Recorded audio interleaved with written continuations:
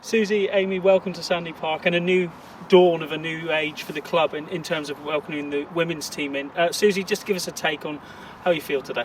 Yeah, really excited. As you said, it's the start of something really exciting. Exeter Chiefs is a huge club, isn't it? It's grown from an average club, if you like, over the last couple of generations, and Rob and his team have made it into something really special, and Amy and I are really keen to emulate that and hopefully provide the same opportunity for women in the area.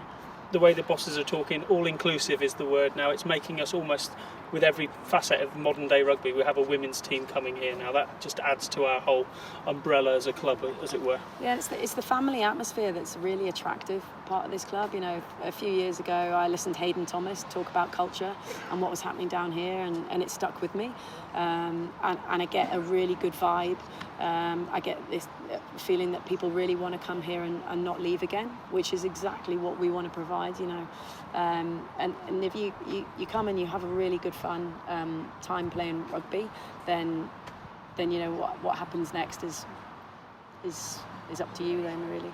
Amy, as someone who lives in the region, you've seen how it's taken off in the last year or so, at least, with even the Red Roses game here with 11,000 people. There's a real appetite for the women's game here. Yeah, well, I'm in Cornwall now, but rugby down here is huge. The appetite, as we saw from the Red Roses game, you know, packed out stadium. I could just about manage to get in the door to watch it. And what a great game! And obviously setting a precedent for what we want in the future down here and what we want to emulate for the Chiefs, for the women. And for both of you, it's a great challenge, isn't it, to create a team? I know you've done it already, Susie, up at Gloucester, but it's a challenge for both of you now.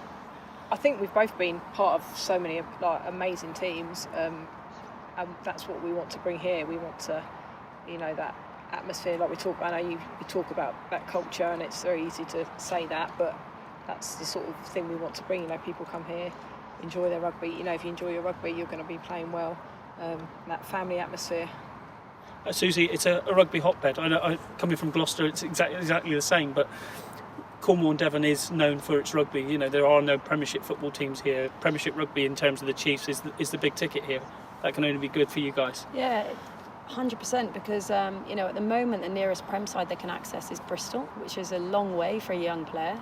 So players from Devon and Cornwall, where are they going at the moment? That's our question to each other. You know, we're going to provide for them, hopefully make it more accessible for their parents to bring them. Alongside this, we have to make sure, because we've only got a few months, you know, to try and get our way into Tyrrells. So we have to try and entice players to come back if they're from, you know, if they originate from here and have had to go elsewhere to play their rugby, or even players from abroad, because foreign players are wanting to play in Tyrrells. It's that good a product. So, you know, we've got our work cut out over the next few months, but we're thoroughly going to embrace it, and we'll see where it takes us. Tyrrells, as you say, for both of you, you've worked around it. How tough a division is this now? It's the cream of the cream, isn't it? It's the best, the same as the men's, and it just gets more and more competitive.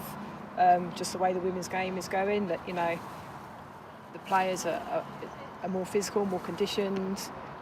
You know, coaching has got better.